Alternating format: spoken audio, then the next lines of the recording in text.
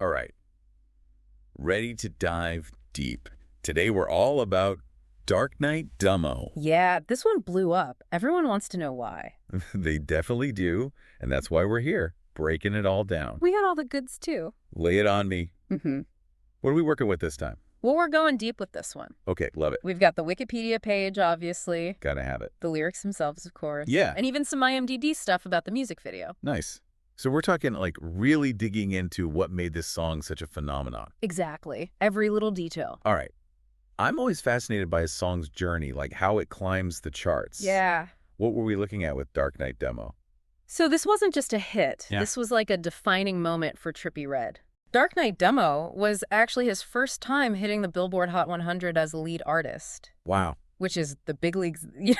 That's huge. The chart that tracks the top 100 songs in the U.S. every single week. So yeah. Talk about making a splash. No kidding. To go from 0 to Billboard Hot 100, right. That's got to take more than just a catchy beat. For sure. What else contributed to that success? Well, remember those certifications we talked about? Yeah. 2x platinum in the U.S.? Okay. Which means over 2 million units sold. Wow. And a massive 3x platinum in Canada. Really? This wasn't just a passing trend, like people connected with this song on a deeper level. That's a crazy number of people. And to achieve platinum status, a song has to have some serious staying power. Oh, yeah. It's not just about the initial release. Right. It's about embedding itself in the culture. Precisely.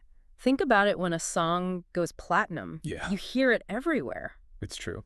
The radio, the store, maybe even your weird neighbor's Zumba class. It becomes part of the soundtrack to our lives. Yeah. Which makes you wonder, what was it about Dark Knight Dummo specifically that resonated with so many people? Yeah, it's true. Some songs just have that certain something that makes them inescapable. Yeah, you know? For sure. Maybe it's the lyrics. Mm-hmm. Let's dig into those a bit. Yeah. What kind of vibe are we getting from the words in Dark Knight Dummo? Well, on the surface, you've got those classic themes of success. Okay. We're talking lines about counting guap, diamonds dancing, that kind of imagery. Right. But then you've got that title, Dark Knight Dummo. Yeah. Which adds a whole other layer. Yeah. I was just thinking about that. It definitely brings to mind both the whole Dark Knight Batman thing. Right. And like you said earlier, maybe even a little nod to 6ix9ine's Gummo. Uh-huh. It makes you wonder if there's some hidden meanings baked in there. It's certainly open to interpretation. Totally. What's fascinating is how a single phrase like that can create so many different readings of the song. Oh, for sure. Like, it could be a subtle diss, okay, a playful reference, or maybe just Trippie Redd playing with imagery. Right, right. What do you think is going on there? Honestly, that's what I love about music. Yeah. Sometimes it's up to us to decide what a song means to us, you know. I feel that. Speaking of interpretations, okay, we got to talk about this music video. Oh, yeah. Over 180 million views on YouTube. Yeah. That's not just a music video, that's practically a cultural event. It's a whole thing. It is. It's like a full-on cinematic experience. Right. We're talking Trippie Redd and Travis Scott battling their way through a zombie apocalypse Oh, yeah. on what looks like an abandoned farm.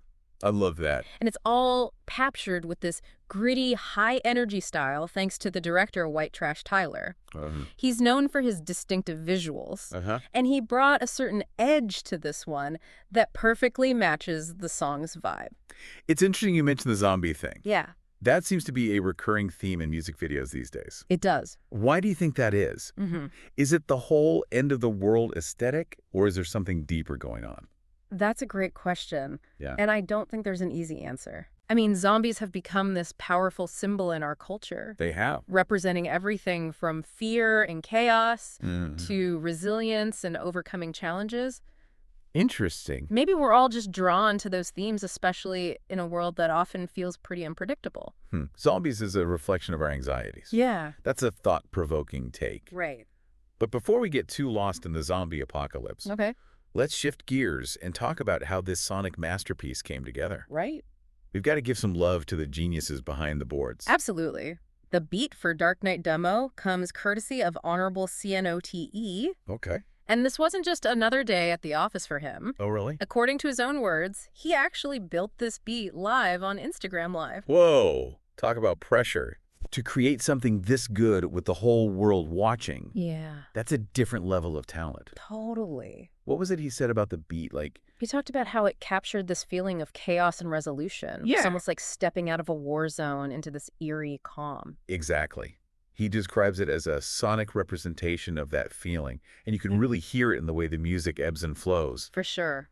But a track like this also needs that final polish. Oh, yeah. And that's where Mike Dean comes in. Mike Dean, everybody. Ah, the legendary Mike Dean. Yeah. Now, I know he handled the vocal mixing on this. He did. But for those of us who aren't music producers, yeah, break that down for us. What does that actually involve? Okay. And how does it impact the final product? Mixing is where you take all the individual elements of a song, the vocals, the instruments, the sound effects, and you blend them together to create a cohesive and balanced sound. Gotcha. Mike Dean is a master of this. He's known for his ability to add depth and richness to a track. And in Dark Knight Dummo, you can hear that in how clear and powerful the vocals sound against the beat. It's true. He creates this sonic landscape where every element has its place and contributes to the overall impact. It's amazing how those subtle details in the mixing can completely change how you experience a song. For sure. It's like the difference between looking at a painting up close and then stepping back to appreciate the whole masterpiece. I like that. Mike Dean helps you experience the full picture. Yeah. Of course, we can't forget the powerhouse duo at the heart of it all, Trippie Redd and Travis Scott. Two huge names in the game. And to think Dark Knight Dummo was actually their first time collaborating on a track. Wild, right. Was this a pairing that people had been anticipating? Or did it come as a surprise? Like, sometimes you just know, and sometimes it's out of left field. Totally. Right. What was the vibe around this one? You know, with Dark Knight Dummo, it felt like a breath of fresh air. Okay. Because they hadn't officially teamed up before this. Right. Trippie Redd and Travis Scott, so nobody knew what to expect. Interesting. And it created this buzz, Yeah. this sense of anticipation that definitely contributed to the hype when the song dropped. For sure. And then the end result. Yeah. Pure magic. I like it. You could tell they pushed each other creatively. Yeah. It felt both familiar and totally new. That's awesome. It's that unpredictable energy that makes collaborations so exciting, you know? Really? You never know what kind of sonic landscape two artists are going to create when they come together. For sure. We've talked about the charts, the lyrics, the production, even those wonderfully creepy zombies. Yeah. But we haven't really touched on the song's title. Oh, yeah. And I keep finding myself drawn back to it. Okay, interesting. Dark Knight Dummo. Yay! It's catchy, a little strange, and it definitely sticks with you. It does. Do you think the title played a role in the song's success? I mean, it's an intriguing question. It is. Right. Yeah. Because we always say, like, don't judge a book by its cover. Right. But the truth is, a title is the first impression. Yeah. That initial point of contact that can make or break a song. It's true. And I think in the case of Dark Knight Dummo, it's this intriguing combination of familiar references and almost nonsensical words that somehow work perfectly together. They do. It creates this like mystery, this I need to know more feeling. Yes. That draws you in. It's true. It sparks that curiosity. You see the title Dark Knight Dummo. Right. And it just makes you want to press play. Yeah. If only to figure out what it all means. Exactly. And isn't that the mark of a great title? It's more than just a label. Right. It's an invitation to a whole experience. Exactly. And I think Dark Knight Dummo has transcended just being a title. Okay. It's become synonymous with the song's success. Interesting. And you hear those three words, and you instantly think of the beat Trippie Redd's flow, that zombie-filled video. Yeah, like it's all connected. It really is. It's amazing how a few words can become so deeply intertwined with the song's identity. It's why. Almost inseparable from its legacy. For sure. So there you have it.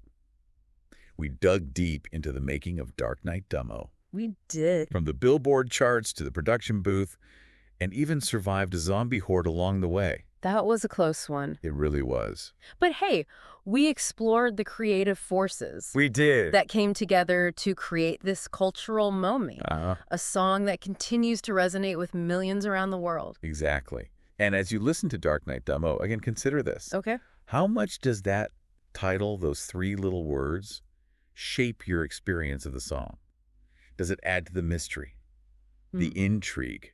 Just something to ponder the next time you're battling your way through a zombie apocalypse of your own. Or just stuck in traffic. Or just stuck in traffic.